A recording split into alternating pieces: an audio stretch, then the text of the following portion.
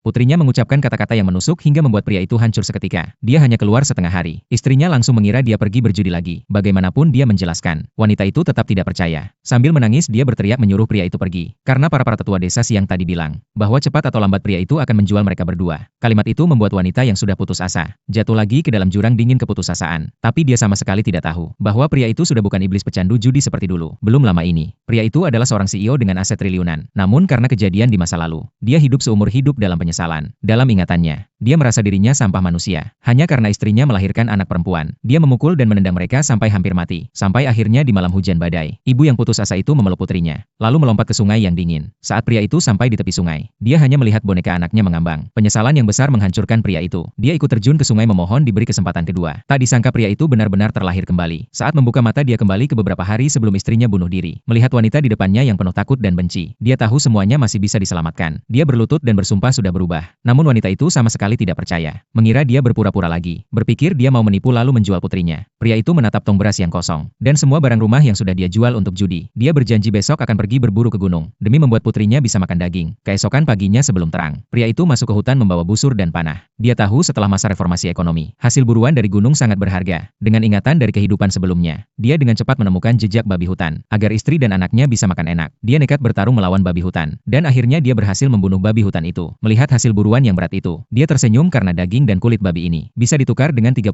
jin bahan makanan dan bisa membeli pakaian baru untuk mereka. Saat dia menukar daging itu di kota, dia jadi agak terlambat pulang. Wanita itu mengira dia berjudi lagi. Dalam keputusasaan dia bertanya. Pria itu buru-buru mengeluarkan barang dari keranjangnya, selimut tebal pakaian baru yang cantik, dan permen susu favorit putrinya. Dia berkata dia tidak berjudi, dan bersumpah akan membuat mereka hidup lebih baik. Putrinya memegang ujung baju ibunya ketakutan, lalu bertanya pelan. Ayah beli permen artinya ayah tidak akan jual aku kan? Saat itu pertahanan hati sang ibu runtuh. Dia membuka permen sambil menangis, lalu memasukkannya ke mulut putrinya. Putrinya lalu memberikan satu untuk ibunya. Mereka berdua berpelukan sambil menangis. Pria itu diam-diam berbalik. Dengan tepung dan daging yang ia dapatkan, dia menyiapkan makan malam yang lezat. Pria itu duduk di luar rumah, mengunyah kentang keras yang kering. Melihat istri dan putrinya makan makanan hangat, matanya mulai berkaca-kaca. Lalu dia masuk sambil membawa air hangat, untuk membuat mereka mandi air hangat, dan mengenakan pakaian baru. Melihat es di mata wanita itu mulai mencair, pria itu bersumpah dalam hati. Kali ini dia akan mempertaruhkan nyawa demi menjaga keluarga ini.